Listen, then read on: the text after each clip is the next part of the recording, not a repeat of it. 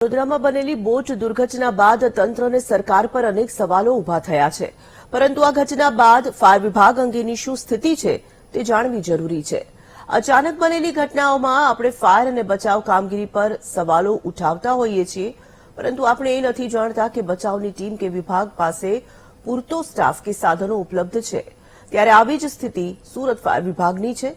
Surat fire વિભાગમાં 40% staff અને અદ્યતન સાધનોની અછત છે। હાલ ફાયર વિભાગમાં 888 જેટલા કર્મચારીઓ છે, તેની સામે 550 જેટલા કર્મચારીની ઘટ છે। આ ઉપરાંત સુરતમાં 19 ફાયર સ્ટેશન આવેલા છે, જેની સામે આગામી સમયમાં 11 ફાયર સ્ટેશન નવા ઉભા થવાના છે, જેનો ઉમેરો થતા કુલ 30 જેટલા ફાયર સ્ટેશનો સુરતને મળશે।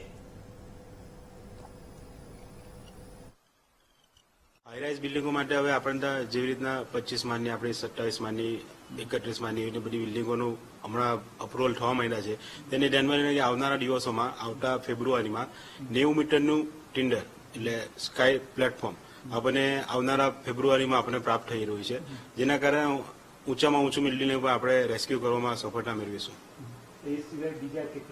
આપણી પાસે ટોટલ 16 ટેન્ડરો છે, મિની 8 છે બીજા।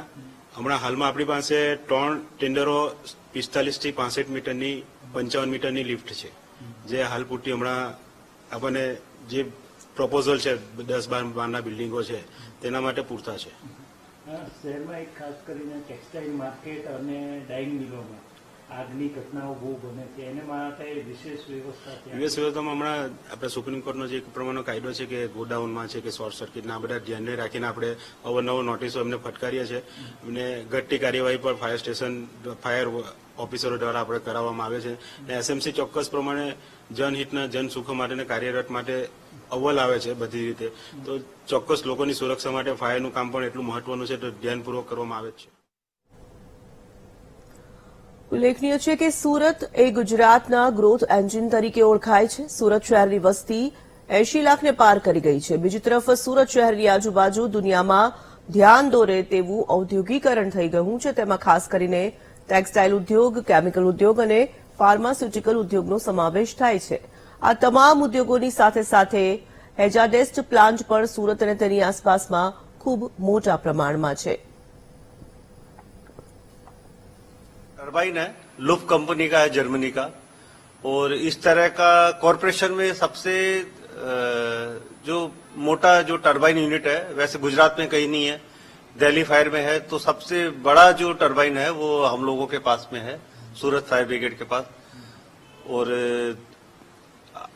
जो फायर टेंडर रहता है उसके ऊपर एक बूम मॉनिटर भी आता है, तो 32 मीटर तक वो नीचे से रिमोट से हैंडल करते हैं उसको, और 32 मीटर ऊपर चला जाता है वो, और उससे हम लोग फायर फाइटिंग नीचे उसका स्क्रीन रहता है, स्क्रीन को देखते हुए फायर फाइटिंग कर सकते हैं। वहां पे बिल्डिंग में अंदर घुसने का जरूरत नहीं पड़ेगा।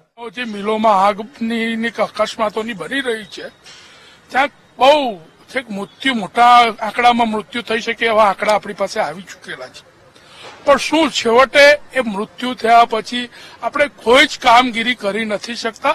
ચોક્કસપણે આ કામગીરીમાં સુરત મહાનગરપાલિકા નિષ્ફળ છે।